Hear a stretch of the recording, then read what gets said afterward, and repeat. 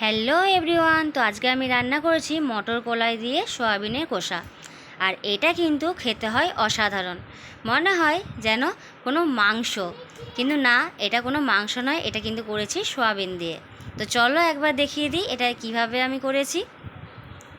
প্রথমে তেলের মধ্যে চিনি, তেজপাতা, শুকনো লঙ্কা, 5 ফোড়ন দিয়ে পেঁয়াজ কুচিগুলো দিয়ে দিয়েছি।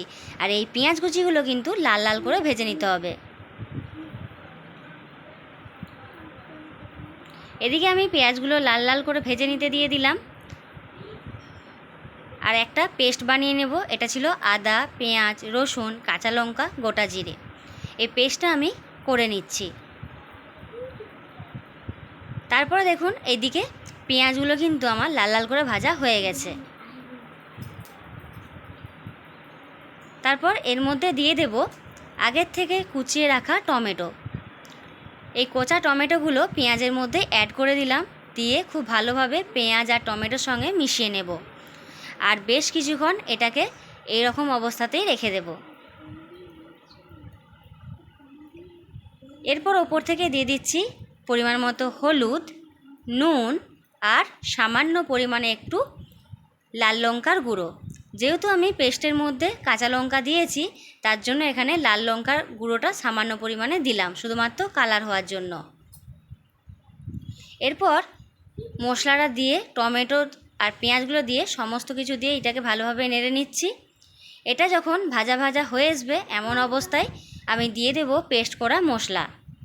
পেস্ট করা মশলাটা দিয়ে বেশ কিছুক্ষণ ধরে এটাকে আমি নাড়তে থাকবো আর সবারই সঙ্গে সবারই একবার মিশিয়ে নেব।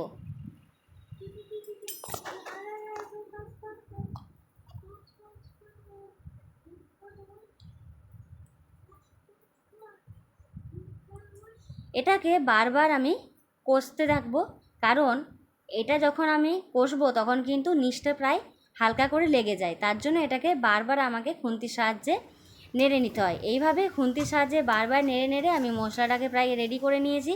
আর দেখুন কালারটা কত সুন্দর এসেছে। আর এই মশলার কিন্তু সেন্টটাও হয় দারুণ সুন্দর। আর যে কোনো মশলাই যদি ভালো করে ভাজা হয় তার সেন্টটা কিন্তু অসাধারণ হয়ে ওঠে। আর তারপরে দিয়ে দেব সেদ্ধ করা সয়াবিন। তো সয়াবিন আপনারা যখনই সেদ্ধ করবেন তখন হালকা করে সেদ্ধ করবেন আর সাথে কিছুটা পরিমাণ নুন দিয়ে দেবেন। তাহলে কি হবে, সয়াবিনটা যখন সেদ্ধ হবে নুনটাও কিন্তু সয়াবিনের মধ্যেই ঢুকে যাবে, তাহলে খেতে কিন্তু খুব সুন্দর হয়।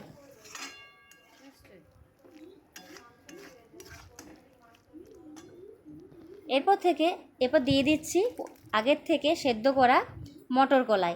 এটাও কিন্তু আমি হালকা নুন দিয়ে সেদ্ধ করে রেখেছিলাম, সেটাই এর মধ্যে অ্যাড করে দিলাম।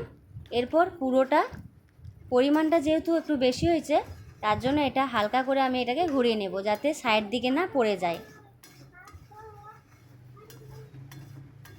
মশলাটার সাথে ভালোভাবে আমি এটাকে ফুটতে দেব বেশ কিছুক্ষণ। টকবক করে ফোটা হয়ে গেলে